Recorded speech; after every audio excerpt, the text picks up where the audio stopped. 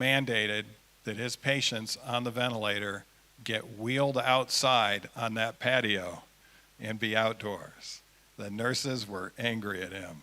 We're having to take all this electrical equipment and they're on a ventilator and all of this. And he said, get them outdoors. And the patient's family loved it because they would be on the sidewalk below and they could talk to their relative. They weren't even letting them in the hospital, with COVID and that sort of thing. And so they could now talk to their relative and see their relative from a distance, but that relative was getting outside, and he did not lose a single COVID patient in ICU.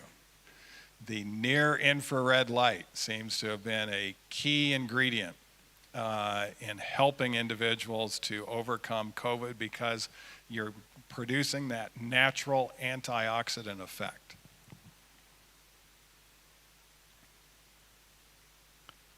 So circadian rhythm hit. I wanted to cover this as well. The light will resynchronize your biological clock.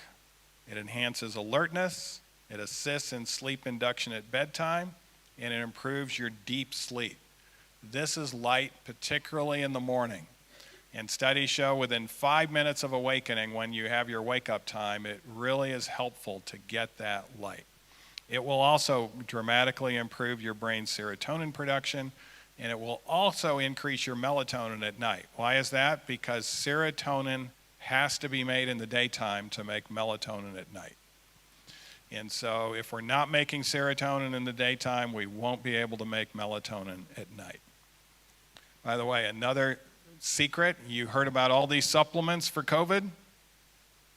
Anyone want to guess what the number one supplement was for preventing hospitalization and preventing ICU admission?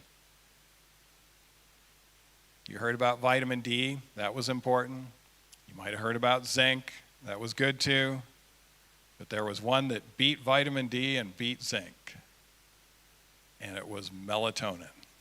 You can get it in a supplemental form. 10 milligrams of melatonin taken as soon as you started getting COVID actually was a dramatic difference. And of course, again, the infrared light in the daytime was making intracellular melatonin, so that was the advantage of it. But you can also take it at bedtime if you have an infection like COVID, and it will be very healthy for you. So the light will increase your nighttime melatonin. So physical activity, also important. Non-pharmacological treatment for sleep disturbances as well. We recommend doing a minimum of 60 minutes. So Eric and I have a few more minutes to go today after we're through, since we only did 52 this morning. Exercise in the early morning before breakfast also seems to be the best time. And then decreasing screen time. Electronic devices emit shortwave blue light, which reduces or delays the production of nighttime melatonin. So you don't want to be using your screens in the evening at all. Well, I think that takes us through the next hour, but I think our lunch break was scheduled for 1 o'clock, and we can do a nutrition part, but I think at this point I'd be willing to answer some questions on this section before we go to the next section, which is what we're putting into our body. Any questions about this section?